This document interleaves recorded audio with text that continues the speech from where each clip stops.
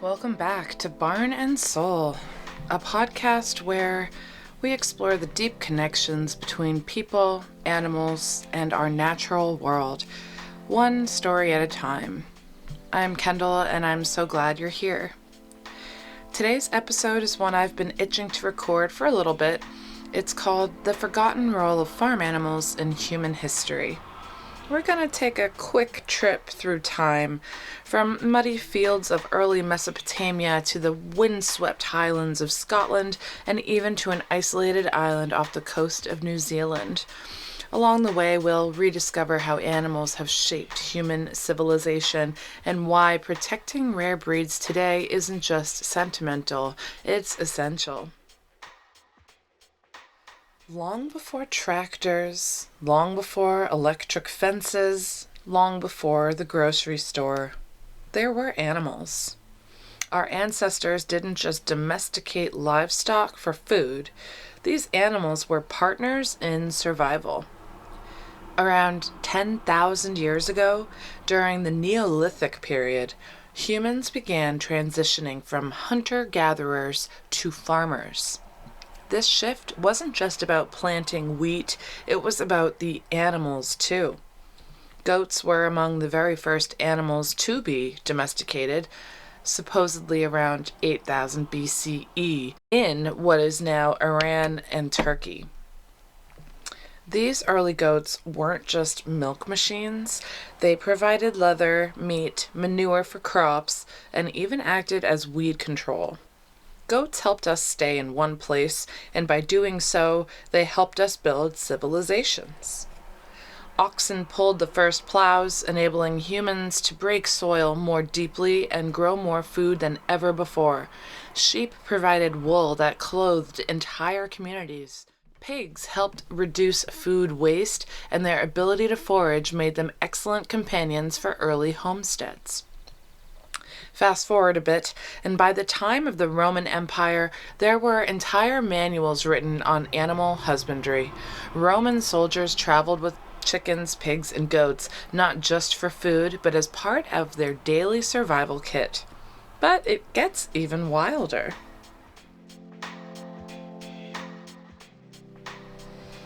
Alright, so if we were to jump to the 20th century, did you know that chickens were deployed during World War I and II? Not for combat, of course, but for communication. So pigeons were messengers, yes, but chickens were used in the trenches to detect poisonous gas because they would show signs of distress before the humans could. Some soldiers also kept hens for fresh eggs, which were an obvious morale booster and a clear, valuable protein source. In fact, during World War II, the U.S. government encouraged backyard chicken coops as part of the Victory Garden movement. Meanwhile, turkeys, like the Royal Palm turkey we have here at Dalby, have a surprising political legacy.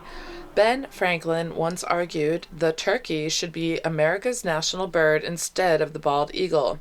Why? Because turkeys were deeply woven into the American landscape, wild, resourceful, and respectful of their territory.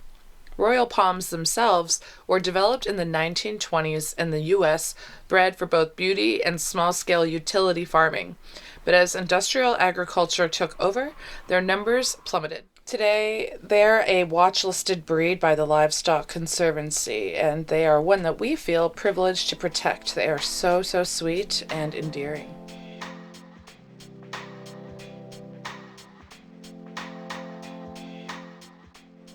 So we've talked about farm animals as partners in survival, but what about as cultural icons? Across history, animals weren't just economic engines, they were spiritual ones too. Take cows, for instance. In ancient Egypt, I'm going to say this wrong, the goddess Hathor, often depicted with cow horns, was considered the divine mother, a symbol of fertility, nourishment, and motherhood.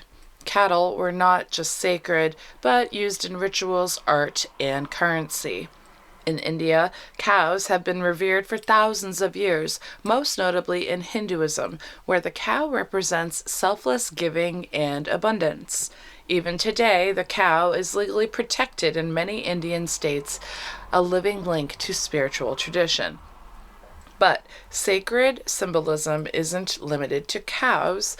Pigs, often overlooked in modern Western culture, were once treasured in early Celtic and Norse societies. They represented prosperity, strength, and feasting. In fact, the Norse god Freyr rode a shining golden boar named, again, sorry, Gullinbursti, into battle. Yes, a golden pig. Goats, too, show up in mythology.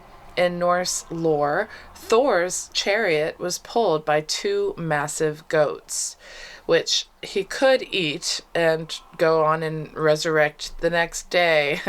Talk about sustainable living.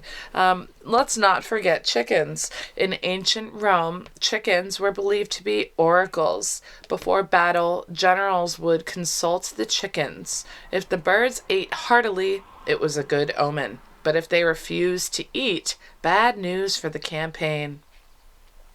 Even today, in some parts of the world, livestock remain integral to rites of passage, weddings, funerals, seasonal festivals. These traditions aren't just quaint, they're reminders that animals have always been more than food or labor. They literally have been woven into our stories, our beliefs, our very understanding of life and death. At Dalby, we honor that legacy every day. When we talk about Shetland sheep or Arapawa goats, we're not just talking about rare breeds, we're talking about living history.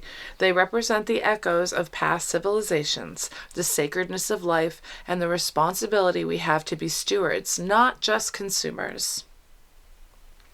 So next time you visit a farm or look at a carton of eggs in the store, please try to remember that story goes back so much further than you might realize. Farm animals don't just feed us. They didn't just feed us. They formed us. They informed us. And if we forget their role in shaping humanity, we lose a part of our own story too. So a question that I get more often than not, and honestly, sometimes it's delivered to me in just a look on their face. The question is, why do these rare breeds matter? Well, let's start with the Ossabaw Island Hog, for example. These pigs are descendants of swine left on Ossabaw Island, Georgia, by Spanish explorers in the 1500s. Over the centuries, they evolved in complete isolation. The result is a pig that's genetically unique, small, hardy, and capable of surviving really harsh conditions with very little food. They even developed a thrifty gene that stores fat efficiently, which is a trait that's now being studied for insights into diabetes and metabolic health in humans. I'm going to list all my references and resources in the description of this episode, should you like to look further into that. Now, meet Sheldon, our Arapawa Island goat. The Arapawa, I have an entire episode about them, but they are considered the most endangered goat in the world.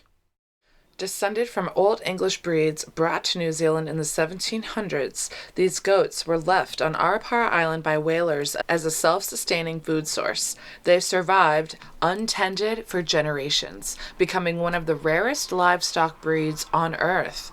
At one point, fewer than 300 were known to exist, according to the Rare Breeds Conservation Society of New Zealand. We are beyond honored to have Arapawas here. Situate, who has passed after 19 years living on our farm, was the very first Arapawa goat born at Dalby, but is far from the only one to educate the masses on this beautiful breed. Not only that, but these goats remind us what survival looks like when nature is your only resource. Then there's Mari, one of our Shetland sheep. In the Shetland Islands of Scotland, these sheep were bred for their incredibly fine wool and hardy nature. For centuries, they survived on rough terrain with sparse vegetation, which made them ideal for those who needed low-maintenance, self-sufficient livestock. Shetlands are also incredibly intelligent, docile, and beautiful, but as wool production became industrialized, the breed was nearly lost. American blue rabbits and American chinchilla rabbits both have stories rooted in the U.S. during the early 20th century, when rabbits were an important source of meat and fur during wartime. Today, they are listed as critical and threatened, respectively, by the Livestock Conservancy. Amos, our blue buck, has a gentle personality and sun-faded fur in the warmer months, a reminder of how adaptable these breeds really are. And of course, then there's the Australorp chicken, an Australian breed known for holding the world record for egg laying, as one hen laid 364 eggs in 365 days in the 1920s.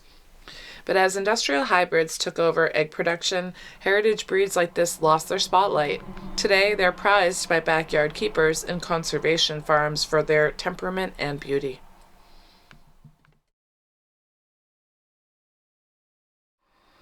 So this matters because when we lose a breed, we lose a part of human history. These animals evolved alongside us. They helped shape our diets, our cultures, and our survival strategies.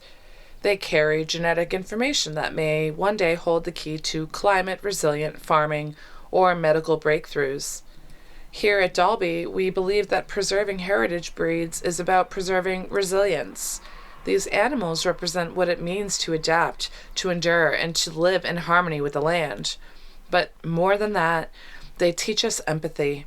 When children come to the farm, or families too, I see lots of parents and grandparents as well, when they meet the animals like Sheldon, Mari, or Amos, something changes in their eyes. I see it. They start to understand that animals aren't just here to serve us. They're not entertainment, and they're not just supposed to be on your plate. They have personalities, they have needs, and they deserve protection.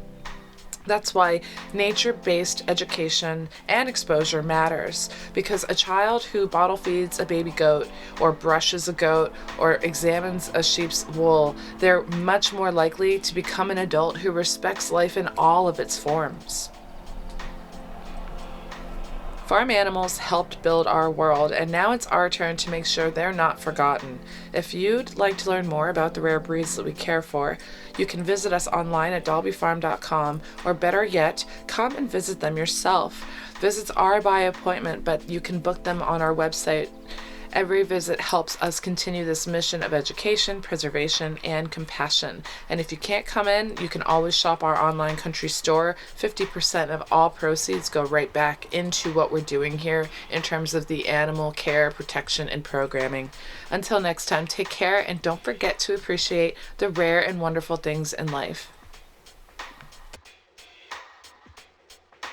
Thank you for listening, and if you want to support our mission, share this podcast, follow us on social media, and come visit us at dalbyfarm.com. Our country store has something for everybody.